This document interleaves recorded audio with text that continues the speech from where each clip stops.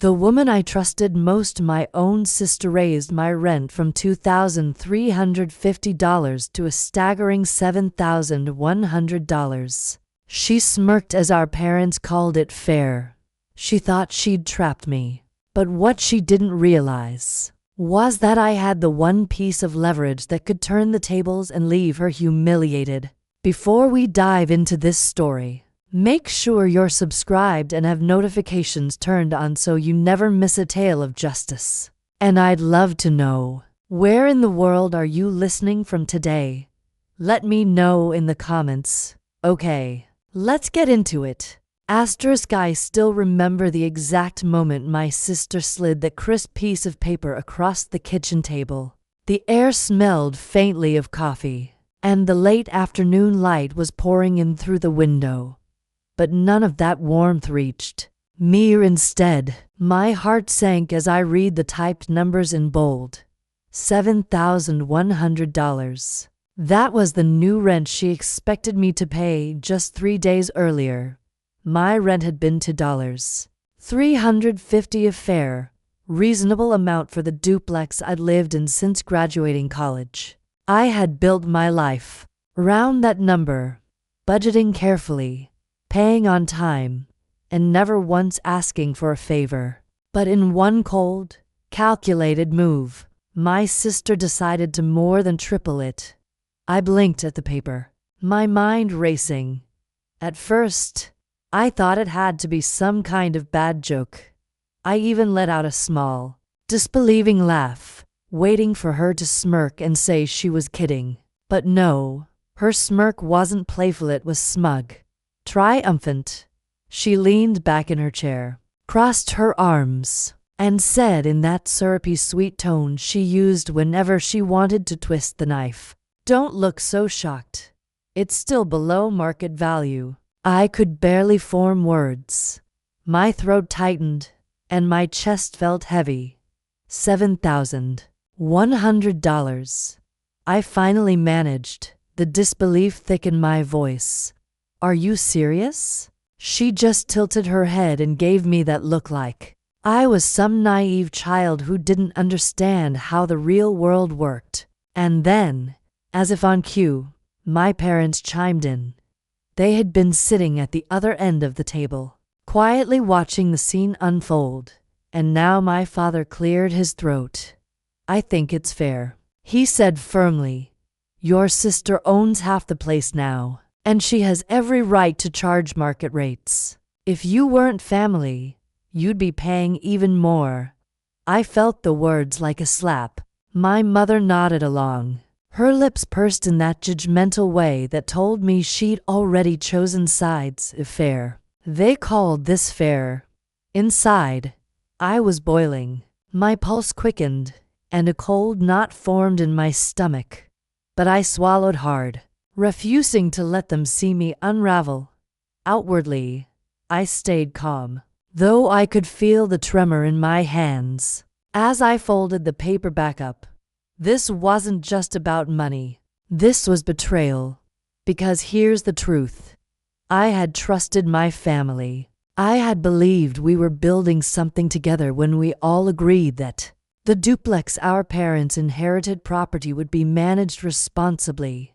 I'd been the one maintaining it, handling small repairs, paying my share without complaint. I thought my sister and I were equals in this arrangement. But she had been waiting, lurking, biding her time until she could pull the rug out from under me. And now she was smiling as if she'd won some game. I sat there, silent for a long moment, my eyes flicking between her smug face and my parents' passive approval. The weight of what had just happened pressed down on me. It wasn't just a rent increase. It was a declaration. She wanted me out. She wanted control. My parents didn't just allow it, they endorsed it. At that moment, something inside me shifted. I didn't know how or when, but I knew this wasn't going to end the way my sister thought it would. She had drawn a line in the sand, and I was standing on the other side. Before I go any further, I need to explain what life looked like before my sister decided to pull the rug out from under me. Because to understand why her actions cut so deep, you have to see the contrast between the world I thought we were building as a family and the reality that was quietly festering beneath it. For years, I lived in one half of the duplex that my parents inherited from my grandmother. It wasn't glamorous, but it was home. The walls held my laughter, my quiet evenings with books and tea, and even the tears I shed when life became overwhelming. The rent I paid $2,350 wasn't charity. It was a carefully agreed upon number, one that covered taxes, upkeep, and a modest contribution to shared family expenses. I was proud of it. I budgeted. I never missed a payment. And I often went out of my way to fix small issues in the house myself, tightening a leaky faucet, repainting chipped trim, replacing light fixtures when they wore out. I didn't want to be a burden. In those years, I thought of myself as the steady one. I had a good job, a predictable routine, and a sense of responsibility that gave me comfort. My parents seemed to appreciate that. Or at least they didn't complain. And my sister, well, she was a different story. Growing up, she had always been the charismatic one, the golden child who could do no wrong. Where I was careful, she was reckless. Where I saved, she spent. And where I sought peace, she craved drama. I don't say that to be cruel. It's simply who she is. She thrives on being the center of attention, and money has always been her favorite way to assert control.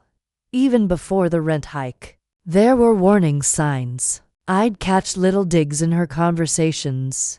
She'd walk through my side of the duplex, eyeing the place as though it were some prize she was waiting to claim. "You know, you're getting a pretty sweet deal here," she'd say, casually, as if it were just an observation. But there was always a glint in her eyes, one that told me it wasn't just idle talk. Sometimes she'd even bring it up in front of our parents. If this place were on the market, she'd be paying double. At least, my father would chuckle, brushing it off, while my mother sighed and muttered about how things will work themselves out. I wanted to believe those comments were harmless, that my sister was just being dramatic as usual. But deep down, a quiet unease had started to grow. Our relationship had always been complicated. I loved her, she was my sister. After all, but love doesn't erase resentment. And resentment had been simmering between us for years. She resented me for being the responsible one, the one our parents leaned on when things needed fixing. I resented her for being the one they defended, no matter what. If she ran up debt, they'd bail her out. If she lied, they'd excuse it as just her personality. And if she hurt me, they'd tell me not to take it so personally. Still, despite all that, I wanted to believe we were partners in this duplex arrangement. She had her half, I had mine. And even if we weren't best friends, we were family. Family takes care of each other. Or so I thought. That illusion shattered the day she handed me the rent increase notice. But looking back, I should have seen it coming. The way she smirked when she made her little market value comments. The way my parents refused to set boundaries with her. The way she had been circling, waiting, like a cat who had already chosen its prey at the time. Though I was too focused on keeping the peace. I told myself she'd never actually crossed that line. I told myself my parents wouldn't let her. And then I saw that $7,100 typed in bold print. It was no longer about fair contributions or family property. It was about power. She wanted to make sure I knew who held the strings, and she wanted me to dance. Little did she know, the strings weren't as strong as she thought. The night everything changed was so ordinary, at least at first. that it still unsettles me to think about. I'd worked a full day at the office, come home tired but content, and poured myself a glass of water before sitting down to check some emails. The sun was just setting, painting the sky in streaks of orange and pink, and I remember thinking how peaceful it all looked from the window above my desk. That peace didn't last long. I heard her heels clicking against the tile before I even saw her. My sister has always had a dramatic entrance. Like the world is a stage and every step she takes deserves an audience. She didn't even bother to knock before walking into my side of the duplex. She just strolled in, holding a manila envelope as if it were a gift. "I've got something important for you," she said, her voice syrupy sweet. That tone always put me on edge. It was the same voice she'd used as a teenager when she wanted to borrow money or talk me into covering for her after she snuck out. I took the envelope from her cautiously, already sensing I wouldn't like what was inside. My stomach tightened as I slid the papers out. At first, I saw the header formal rent adjustment notice and my chest went cold. My eyes darted down the page until they landed on the number, bold and unapologetic. $7,100. For a moment, the world around me blurred. The words didn't make sense. I had to blink and reread the line 3 times before it truly sank in. She wasn't joking. This wasn't a bluff. My voice came out shaky, barely above a whisper. This has to be a mistake." She smiled, that smug, victorious smile that still makes my stomach twist. "No mistake. You've been getting away with a sweetheart deal for too long. Market rent for this place is much higher, so I've adjusted yours accordingly." Effective immediately, I could feel my pulse thudding in my ears. Heat rushed to my face, and I clenched the paper so tightly it crumpled at the edges. 7,000? That's triple what I've been paying. No one could afford that overnight. Her smirk widened. Strangers would pay it without hesitation. "If you want to stay here, you will too." It wasn't just the number. It was the way she said it so casually, as if she were discussing the weather, as if she hadn't just upended my entire life. Before I could even form a reply, my parents appeared in the doorway. They'd known. Of course they had. My mother folded her arms, her expression cool, while my father cleared his throat. "Your sister's right," he said flatly. "She owns half this place now, and if she wants to charge market rates, that's her right. It's only fair." Fair. There was that word again. It landed like a knife in my chest. I stared at them, searching their faces for some sign that they were joking, that they'd step in and put an end to this madness. But all I saw was quiet approval, the kind they always gave her no matter what she did. A cold, heavy realization settled over me. This wasn't just her decision. They were backing her. I wanted to scream, to demand how they could possibly call this fair, but the words stuck in my throat. Instead, I forced myself to stand up slowly, placing the paper back on the table as carefully as if it were a live grenade. "Fine," I said quietly, though inside I was shaking. "If this is how you want to play it." I walked past them, my body stiff, my heart hammering, and shut the door behind me. But once I was alone, the dam broke. My hands trembled uncontrollably, and I pressed my palms to my face as hot tears slipped through my fingers. I wasn't crying just from shock, I was crying from betrayal. My own family had turned against me. That was the night the line was crossed. And deep down, even through the hurt, I knew something else too. I wasn't going to let her get away with this. The weeks that followed felt like living under siege. It wasn't enough for my sister to slap me with that outrageous rent notice. She seemed determined to rub salt into the wound every single day. She strutted around the property like she owned the entire building, not just her half. I'd catch her snooping through my yard, inspecting my side of the duplex as though she were a landlord checking up on a tenant. She'd make snide remarks when she saw me coming or going. "Don't forget," she'd call out, her voice lilting with mock cheer. "Rent's due at the new rate. Better start working overtime." I tried ignoring her at first. I told myself she was bluffing, that she'd lose interest once she realized I wasn't rattled. But she didn't lose interest. She escalated one morning. I found a typed letter slipped under my door. It was a formal reminder that the rent had increased, complete with a thinly veiled threat about further action if payment wasn't received. The language was stiff, clearly copied from some online template, but the intent was obvious: intimidation. That night, I overheard her bragging on the phone through the thin walls. "Yeah, I'm finally making her pay up. She's been living cheap for years. If she can't handle it, she can leave. Either way, I win." Those words cut deeper than I wanted to admit. It wasn't about fairness for her. It wasn't even about money. It was about control, about pushing me out so she could claim victory. And my parents? They only made it worse. Instead of stepping in, they lectured me. My father called one evening, his tone stern, like I was a teenager being scolded. "Your sister's not wrong, you know. You've had it easy. Most people your age couldn't dream of paying such low rent. You should be grateful she didn't ask for more." Grateful, as if tripling my rent overnight was some sort of gift.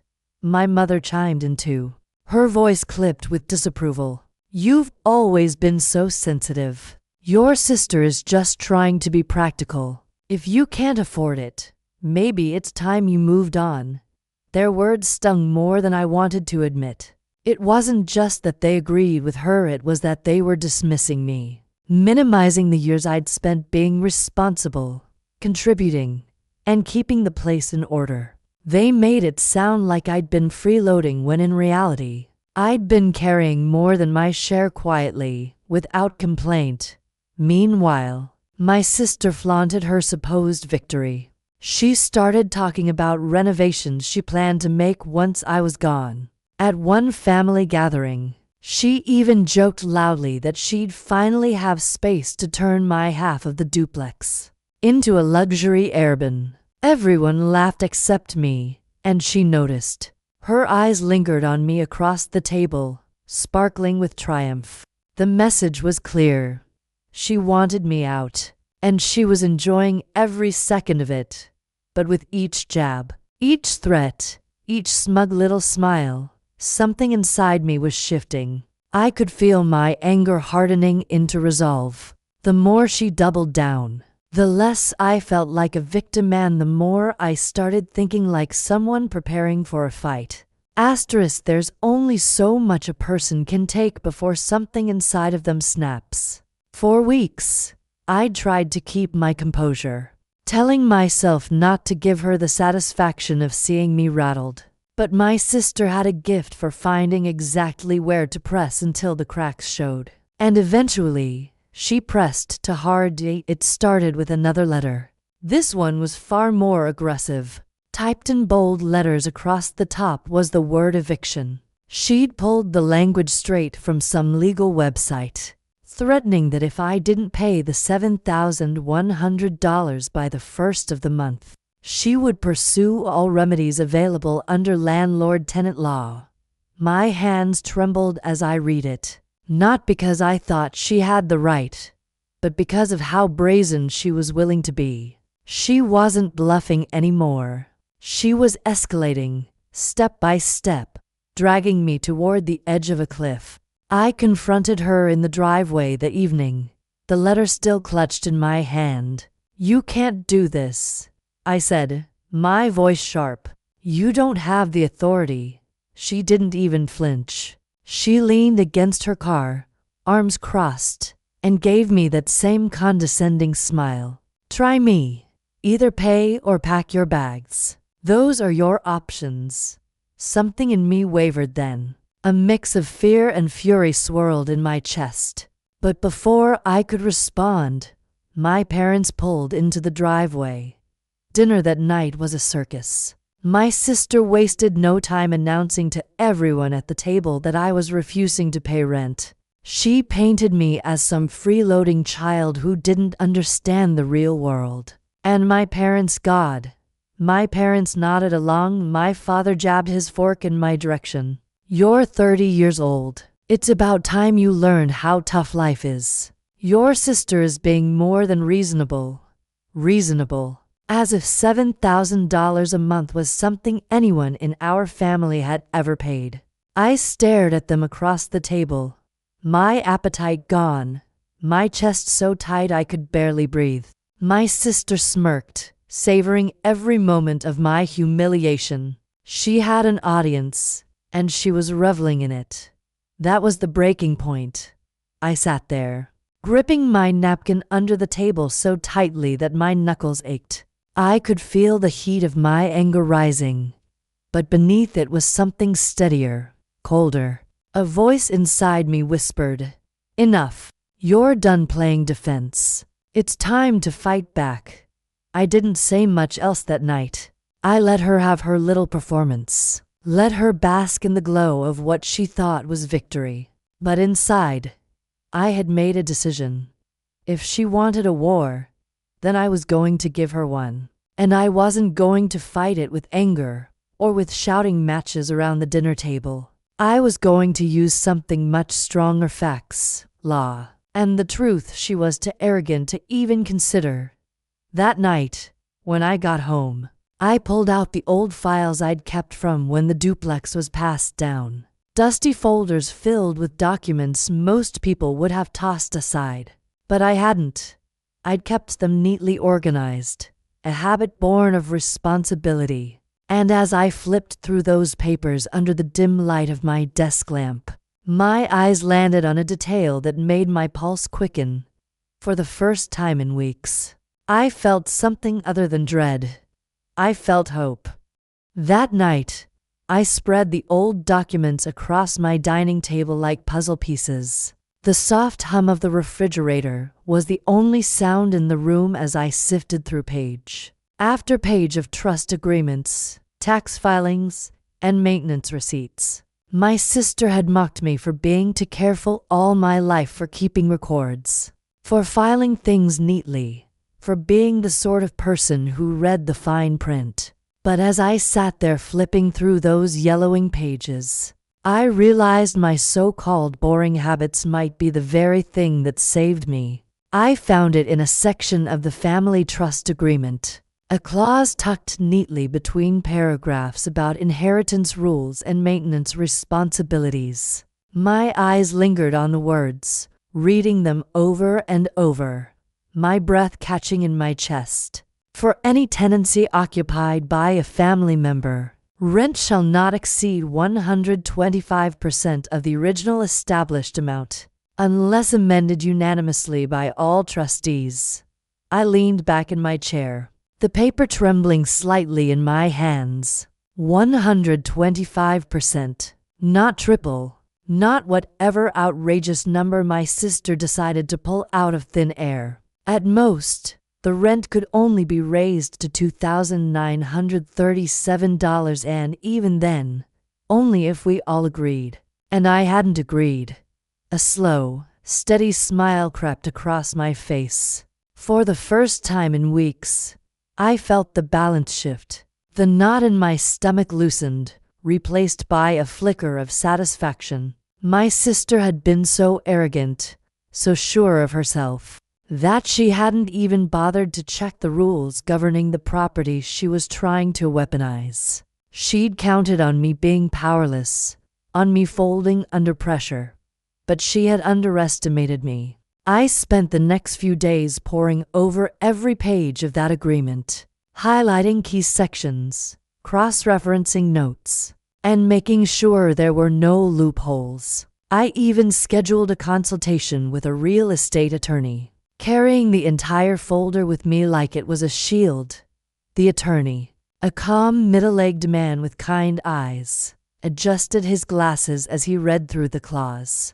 Then he looked up at me, nodding slowly. She can't do what she's trying to do. This rent increase isn't just unreasonable, it's legally invalid. If she pushes this further, she could be reported for fraudulent landlord practices. Hearing those words was like a weight lifting from my chest. I wasn't crazy. I wasn't helpless. I wasn't a victim of her whims. I had the law on my side. As I drove home that day, I felt something inside me settle. The fear that had haunted me for weeks was gone, replaced by a calm determination. I wasn't going to run. I wasn't going to let her push me out of my home. I had my weapon now, and it was sharper than anything she could have imagined. The plan began to take shape in my mind. I would gather the documents, keep everything organized and airtight. I would prepare to show her, not just tell her that she was wrong. And when the time came, I would confront her calmly, letting the truth do the work. It wasn't about shouting or about sinking to her level. It was about letting her own arrogance trap her. She thought she was clever, playing the landlord. But in reality, she was breaking the very rules that bound her power. And I was going to make sure she realized it. For the first time since that rent notice appeared, I slept soundly. When you decide to fight in a world that prizes appearances and hushes uncomfortable family disputes. The quiet, methodical approach is often the most dangerous kind of resistance. That's exactly the angle I chose. I had no interest in theatrics, no glaring scene at the dinner table, or shouting matches in front of relatives. I needed facts to speak, paper to do the humiliating work for me. So I let the documents do the confronting. The first morning I set the plan into motion, I woke earlier than usual. There was an odd steadiness in my bones, a sense that the work ahead was both necessary and inevitable. I took my time making coffee, breathing in the familiar ritual, the ordinary comfort of a morning I'd fought to keep intact. Then I laid everything out on the dining table. The trust agreement with the clause highlighted, copies of the rent notice my sister had served, the eviction letter, every reminder and threatening email she had sent. I stacked them carefully, like evidence in a case I intended to win. My attorney and I had spoken at length the week before. He had been frank but encouraging, practical about the law and precise about the remedies available. He told me the best path would be a measured, formal approach. Respond in writing asserting my rights under the trust. Give clear notice that any further unlawful demands would be reported to the trustee board and the housing authority. And, if necessary, file a formal complaint that would force a review. That advice appealed to me because it kept the moral high ground intact. It put the burden back on her. I drafted the letter that morning with my hands steady and slow. I started by stating the fact dates, amounts, specific documents. I quoted the family trust clause verbatim and attached a clean copy. Then I wrote, in no uncertain terms, that I would be paying only the legally permissible rent in this case, 125% of my original amount, and that I expected to be treated accordingly. I included a line that I knew would sting. If there were any further attempts to coerce or harass me, I would not hesitate to bring the matter to the trustees and to the local housing authority for an immediate review. Before I sent it, I read the letter aloud in my kitchen, the sound of my own voice steady and even. There was something almost soothing about it. It felt like reclaiming a piece of myself I'd been denied. Then I made copies, one for my sister, one for our parents, one to file with the trust, and one to hand to my attorney. When I walked across the yard to her side of the duplex, the air felt conspicuously quiet, as if the house itself had been holding its breath. She was outside, smartphone in hand, her posture relaxed and unconcerned. She glanced up, and that familiar smirk curled at the corner of her mouth, as if she expected me to be cowering. I handed her the envelope without a word. She opened it, skimmed, and then looked up first at the letter, then at me. For a second she looked annoyed, the way someone looks when a minor inconvenience interrupts a pleasant day. Then, predictably, she tried to turn it into a performance. "This is ridiculous," she said loudly, making sure anyone nearby could hear. "You always find a way to play the victim." Her voice had that patronizing lilt that made my skin prickle. I didn't raise my voice. I didn't let emotion carry me. I simply said, "Read it." My tone was flat, unyielding. That seemed to unsettle her more than anything else. When people expect drama and get composure instead, they often stumble. She read the letter more carefully this time. Her eyebrows twitched, then whereupon, and I could see the small, almost imperceptible flicker of panic cross her face. I tried not to savor that moment, because it felt petty to take pleasure in someone else's discomfort. But I'll admit the sight of her losing that smug certainty felt like a small, honest relief. She regathered herself and scoffed. "You can't do this, you can't just rely on some old paper. I'm the owner now. Our parents put the property into a trust for the family."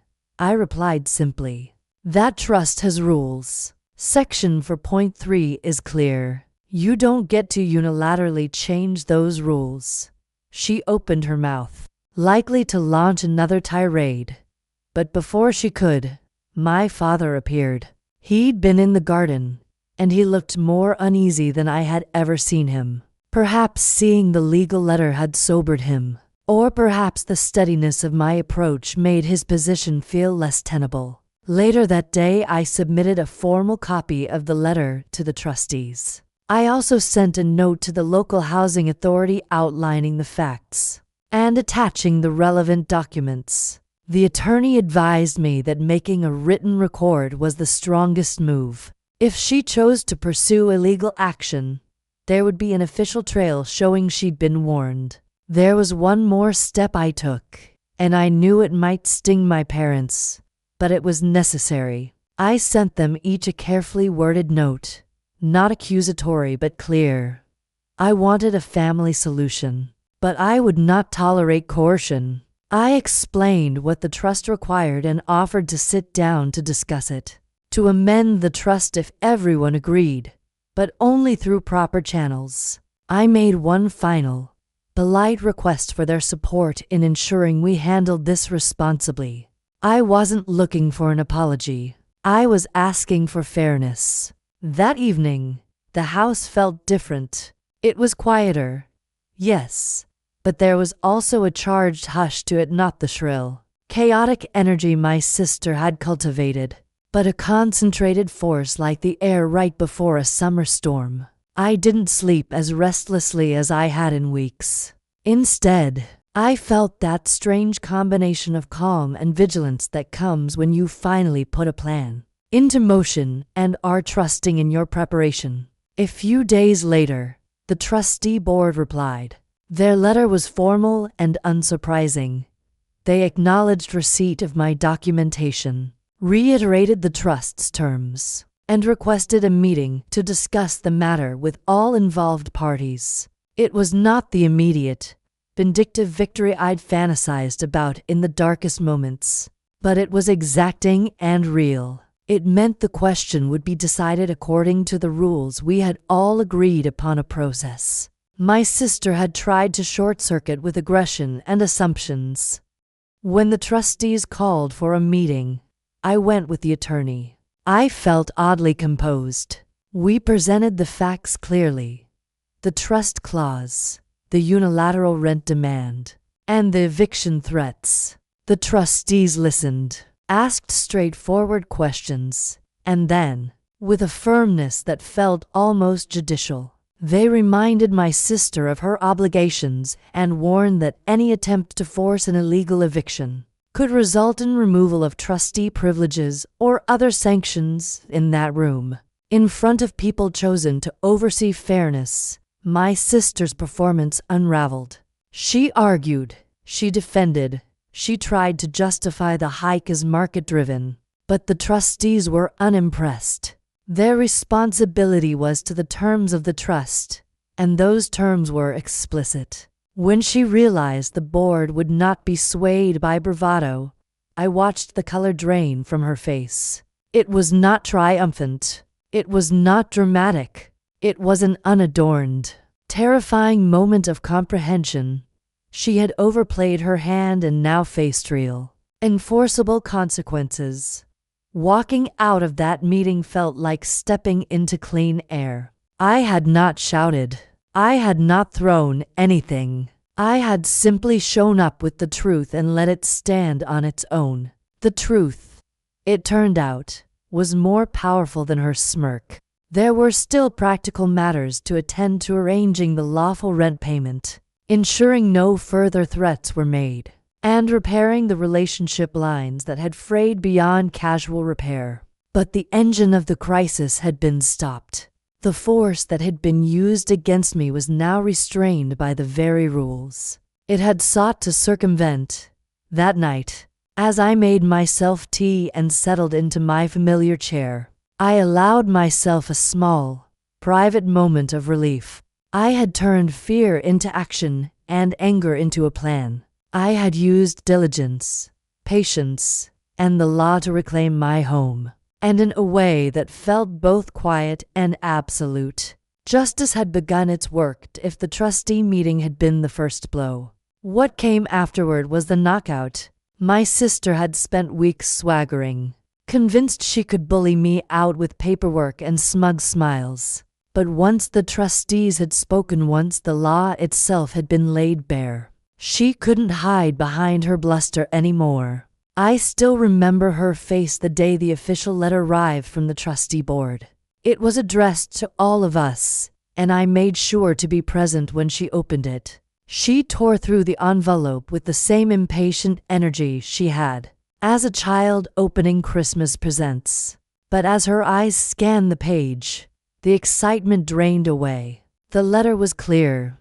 Her rent hike was invalid, her eviction threats unlawful, and her unilateral actions constituted a breach of trustee duties. If she attempted anything like it again, she risked being formally stripped of her role in managing the property. For the first time in this whole ordeal, she didn't have a snide remark ready. Her mouth opened and closed, her hands shaking just slightly as she reread the letter.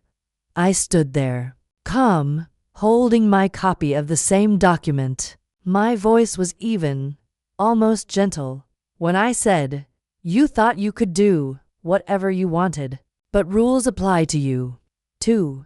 Her head snapped up, her eyes flashing with fury. "This is ridiculous. They're taking your side because you twisted the words. You always manipulate people into feeling sorry for you." It was the same defense she'd used her whole life. When cornered, she lashed out, pointing fingers, trying to paint herself as the victim. But this time, it didn't land. The paper in her hand was undeniable. The trustees weren't swayed by sympathy, they were bound by the law. Our parents were there, too. My father, who had so confidently called her demands fair, shifted uncomfortably in his chair. My mother avoided my eyes, wringing her hands together in silence. Their silence said everything they knew. They'd been wrong to enable her. My sister's anger only grew. She crumpled the letter in her fist and threw it down on the table. "Fine. If you want to live like some parasite, clinging to technicalities, then go ahead. But don't think this makes you better than me." I didn't flinch. For once, I didn't feel the need to defend myself, to argue, or to plead for understanding. All I had to do was stand there, steady and unshaken, while she unraveled. That was her downfall, not just the legal reprimand, but the humiliation of realizing that her arrogance had backfired in the most public way possible. She'd strutted around as though she were in control, only to be exposed as reckless and ignorant. The trustees had documented her misconduct. My parents had witnessed her tantrum, and the smug smirk she wore so easily was gone. What remained on her face was something raw panic, the kind that comes when someone who has always gotten their way realizes, for the first time, that the world won't bend for them. And I'll be honest, watching her squirm, watching the bluster collapse into silence, was the most satisfying moment of all. The following month, rent day arrived. In the past, it had always been an unremarkable moment, just me writing a check or sending a transfer. Something routine and practical. But this time, it felt like a performance, not for drama's sake, but because I wanted there to be no room for denial. I walked across the yard with a sealed envelope in my hand. Inside was a check for $2,937, exactly 125% of my original rent. The legal maximum the trust allowed. Nothing more, nothing less.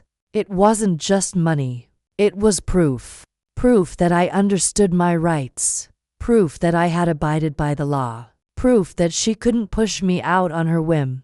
She was standing outside, phone in hand as usual. When she saw me approach, her eyes narrowed.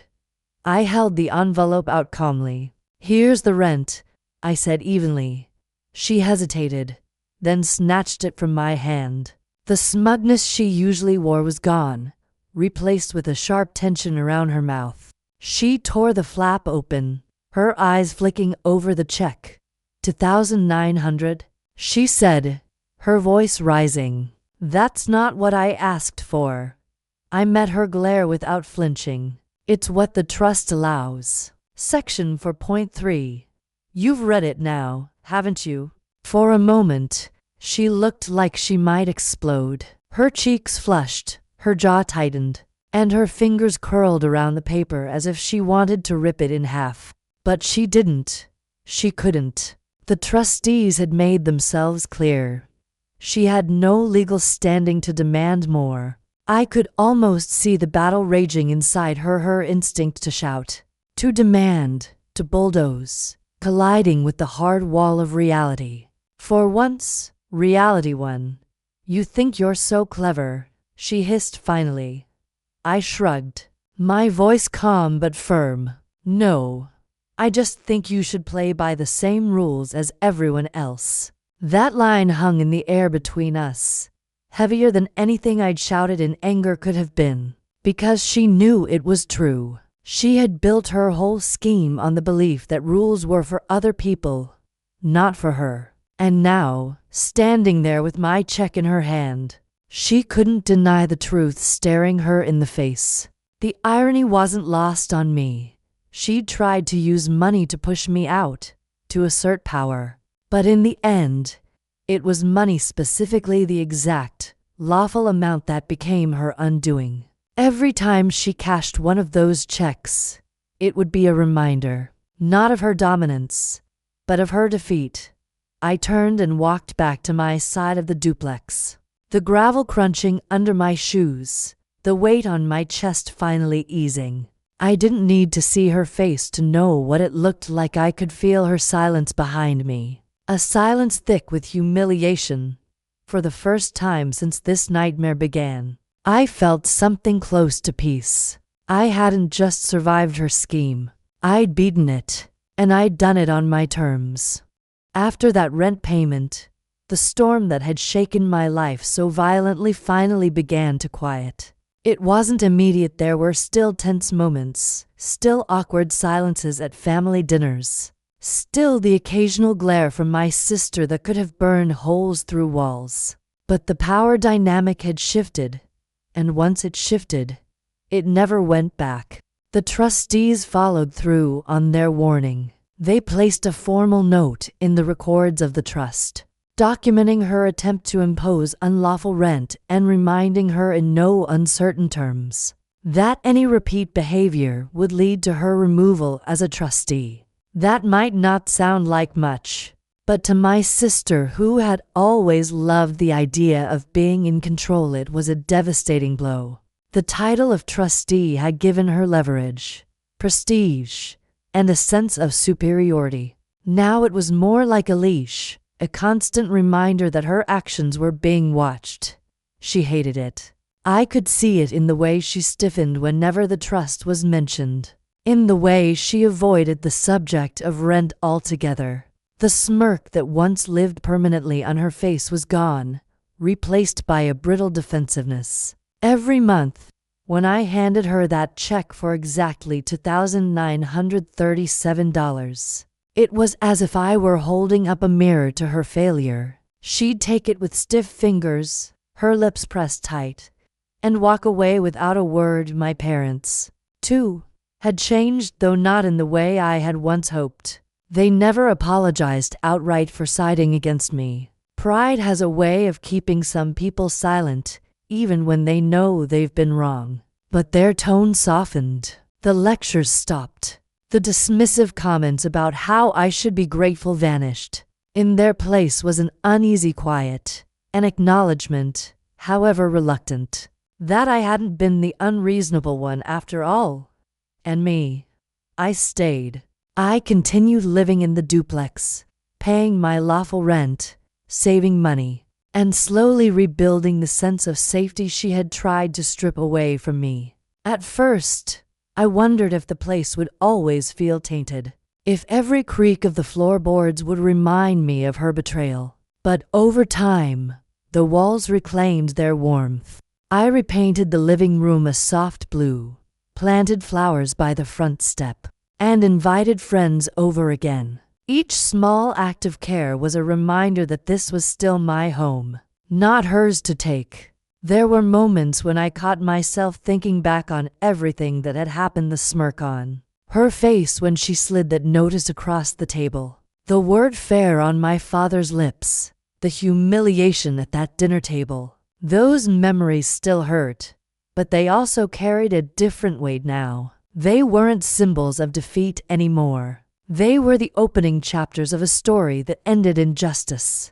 And that justice carried its own quiet satisfaction. My sister's downfall wasn't dramatic. There was no screaming eviction, no courtroom battle, no cinematic explosion. It was quieter, sharper. Her own arrogance turned against her. She wanted control, but instead, she was bound by the very rules she tried to ignore. She wanted to paint me as weak, but instead, I stood firm while she flailed. She wanted victory, but instead, she was left with humiliation. That's the thing about greed and cruelty. They plant their own seeds of destruction. All I had to do was refuse to bend, and the weight of her own choices came crashing down on her.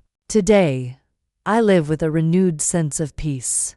The duplex is still my home. The rent is stable. The law is on my side. And I no longer live under the shadow of her manipulation. My relationship with my parents is distant, but I've accepted that. Their silence taught me as much as her betrayal did. Sometimes, family won't stand with you, even when they should. And that's why you have to stand for yourself. If there's one lesson I carry with me, it's this: justice doesn't always come with fanfare. Sometimes it comes in quiet, steady steps, in highlighted clauses, in carefully written letters, in the calm delivery of a rent check that proves you've won. And for me, that quiet justice was more satisfying than any loud revenge could have ever been. Don't forget to subscribe and feel free to share your story in the comments. Your voice matters.